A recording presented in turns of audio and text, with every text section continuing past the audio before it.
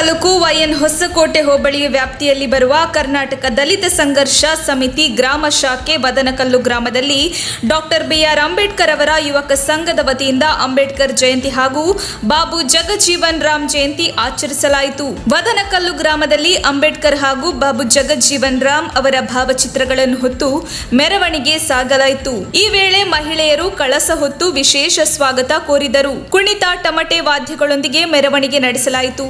ಸಮಾಜ ಸೇವಕರಾದ ನೇರಳೆಕುಂಟೆ ನಾಗೇಂದ್ರ ಕುಮಾರ್ ಕಾರ್ಯಕ್ರಮದ ಅಧ್ಯಕ್ಷತೆ ವಹಿಸಿ ಮಾತನಾಡಿ, ನಮ್ಮ ಹೆಣ್ಣು ಮಕ್ಕಳು ಡಾಕ್ಟರ್ ಬಿಆರ್ ಅಂಬೇಡ್ಕರ್ ಅವರ ಹಾಗೂ ಬಾಬು ಜಗಜೀವನ್ ರಾಮ್ ರವರ ಭಾವಚಿತ್ರಗಳು ಊರಿನ ಪ್ರಮುಖ ಬೀದಿಗಳಲ್ಲಿ ವಿವಿಧ ಕಲಾ ತಂಡದೊಂದಿಗೆ ಮೆರವಣಿಗೆ ಮಾಡಿದರು. ಅಂಬೇಡ್ಕರ್ ಅವರಿಗೆ ನಿಜವಾದ ಅರ್ಥದಲ್ಲಿ ಇಂದು ಗೌರವ ಸಲ್ಲಿಸದಂತೆ ಆಗಿದೆ ಎಂದರು. ಹಿಂದಿನ ಕಾಲದಲ್ಲಿ ತುಂಬಾ ಗುಲಾಮಗಿರಿ ಪದ್ಧತಿ ಇತ್ತು. ನಮ್ಮ ಸಮುದಾಯದ ಜನರು ಬೇರೆಯವರ ಮನೆಯಲ್ಲಿ ಜೀತದಾಳುಗಳಾಗಿ ಗುಲಾಮಗಿರಿಯಲ್ಲಿ ದುಡಿಯಬೇಕಿತ್ತು. ಇಂತಹ ಸಂದರ್ಭದಲ್ಲಿ ಡಾಕ್ಟರ್ ಬಿಆರ್ ಅಂಬೇಡ್ಕರ್ ಅವರು ಗುಲಾಮಗಿರಿ ಆಚರಣೆಯನ್ನು ಒಪ್ಪದೆ ಗುಲಾಮಗಿರಿಯಿಂದ ಮುಕ್ತಿ ನೀಡಿದರು ಎಂದರು. ಈ ಕಾರ್ಯಕ್ರಮದಲ್ಲಿ ಡಿಎಸ್ಎಸ್ ಜಿಲ್ಲಾ ಸಂಚಾಲಕರಾದ ಸಿಕೆ ತಿಪ್ಪೇಸ್ವಾಮಿ ಹಾಗೂ ತಾಲೂಕು ಸಂಚಾಲಕರಾದ ಪೆದ್ದಣ್ಣ ಇವರುಗಳು ಅಂಬೇಡ್ಕರ್ ಹಾಗೂ ಬಾಬು ಜಗಜೀವನ್ ರಾಮ್ ಭಾವಚಿತ್ರಕ್ಕೆ ಪುಷ್ಪಮಾಲೆ ಅರ್ಪಿಸಿದರು. ಈ ಸಂದರ್ಭದಲ್ಲಿ ಆರ್ಟಿಒ ನಾಗರಾಜು ಬದನಕಲ್ಲು, ಗುರುಕಾರ ಶ್ರೀ ರಾಜಮ್ಮ, ರಾಜಗೋಪಾಲ್ ನಾಯ್ಕ್, ಮಾಜಿ ಪಂಚಾಯತ್ ಸದಸ್ಯರು ಮಾಂತೇಶ್, ಎಎಸ್, ಐ ತಿರುಮಣಿ, ಹನುಮಕ್ಕ, ಕೆಂಚಪ್ಪ, ಗ್ರಾಮ ಪಂಚಾಯತ್ ಉಪಾಧ್ಯಕ್ಷರು ಡಿ ರಾಮಾಂಜನೇಯ, ಮುಖಂಡರು ಬದನಕಲ್ಲು, ವಿಎನ್ ರಾಜಶೇಖರ್ ರೆಡ್ಡಿ, ಗ್ರಾಮ ಪಂಚಾಯತ್ ಸದಸ್ಯರು ನಾಗಮಣಿ, ರಾಮಲಿಂಗಪ್ಪ, ಮಾಜಿ ಗ್ರಾಮ ಪಂಚಾಯತ್ ಅಧ್ಯಕ್ಷರು ಯಜಮಾನ ಈರಣ್ಣ, ಕರಿಬಸವಯ್ಯ, ಮಾರಣ್ಣ, ತಿಮ್ಮರಾಯ, ಇ ಲಕ್ಷ್ಮಣ್ಣ, ಹರೀಶ್, ತಿಪ್ಪೇಸ್ವಾಮಿ, ಬದನಕಲ್ಲು ಹಾಗೂ ಅಕ್ಕಪಕ್ಕದ ಗ್ರಾಮಸ್ಥರು, ಊರಿನ ಗ್ರಾಮಸ್ಥರು ಭಾಗವಹಿಸಿದ್ದರು. ವರದಿ ರಾಮಪ್ಪ, ಸಿಕೆಪುರ, ಪಾವಗಡ. ಅದ್ದೂರಿಯಾಗಿ ನಮ್ಮ ಬದನಕಲ್ಲು ಗ್ರಾಮದಲ್ಲಿ ಅಂಬೇಡ್ಕರ್ ಮತ್ತು ಜಗಜೀವನ್ ರಾಮ್ ರವರ ಜನ್ಮ ದಿನಾಚರಣೆ ಆಚರಣೆ ಮಾಡೋಕ್ಕೆ ಸಕಲ ಸಿದ್ಧತೆ ಮಾಡಿದಂತಹ ಎಲ್ಲ ನನ್ನ ಆತ್ಮೀಯ ಸ್ವಾಭಿಮಾನಿ ಬಂಧುಗಳಿಗೆ ನನ್ನ ಹೃದಯಪೂರ್ವಕವಾದಂತಹ ಧನ್ಯವಾದಗಳನ್ನ ತಲುಪಿಸ್ತಾ ಇದ್ದೇನೆ.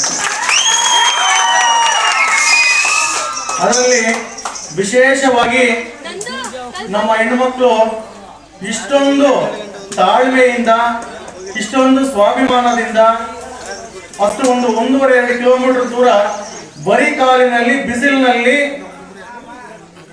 ಕಾಲಿನ ಒಂದು ನೋವನ್ನ ಲೆಕ್ಕಿಸದೆ, ಆ ಬಿಸಿಲಿನ ಒಂದು ತಾಪವನ್ನು ಲೆಕ್ಕಿಸದೆ ನಮ್ಮ ಅಂಬೇಡ್ಕರ್ ಅವರಿಗೆ ಗೌರವ ಸಲ್ಲಿಸಿದಂತಹ ಎಲ್ಲ ನನ್ನ ಅಕ್ಕ ತಂಗಿಯರಿಗೂ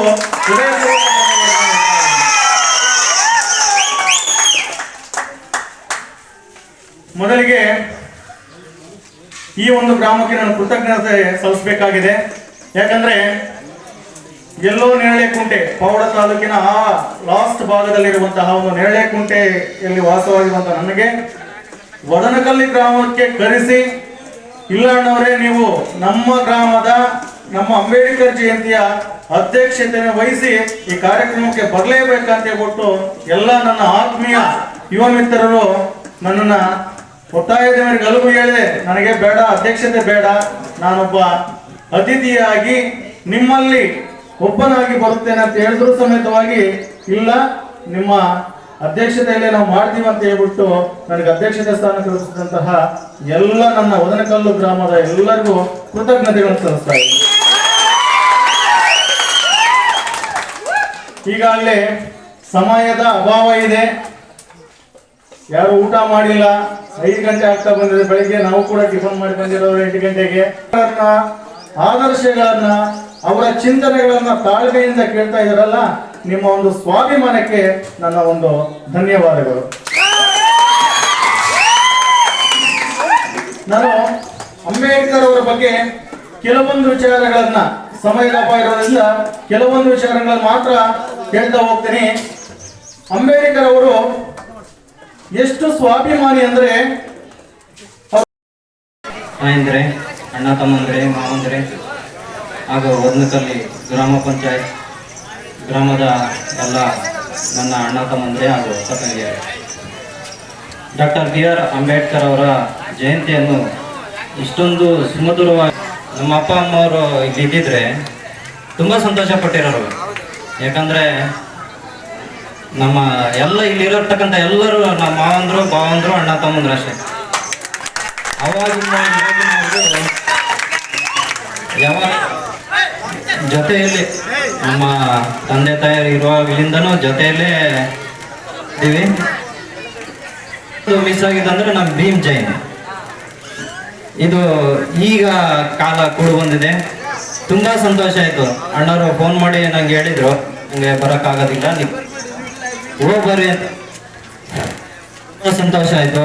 ಇನ್ನೊಬ್ಬ ಅಣ್ಣವರು ಇಲ್ಲ, ಬಂದಿದ ತಕ್ಷಣ ಹೆಣ್ಮಕ್ಳು ಆರತಿಗಳು ತರ್ತಾ ಇದ್ರು.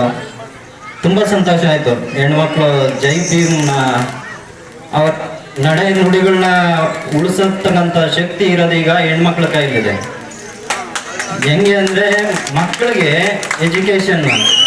ಎಜುಕೇಶನ್ ಕೊಡ್ತಾ ಮಕ್ಕಳನ್ನ ತಿದ್ದ ಕೈಯಲ್ಲಿ ಮೊದಲು ನಮ್ಮ ಹೆಣ್ಮಕ್ಳ ಕೈಲಿರುತ್ತೆ. ತದನಂತರ ತಂದೆ ತಾಯಿ ಅಣ್ಣ ತಮ್ಮಂದ್ರು ಸ್ಕೂಲ್ ಗುರುಗಳು ಅವ್ರಿವ್ರು ಇರ್ತಾರೆ.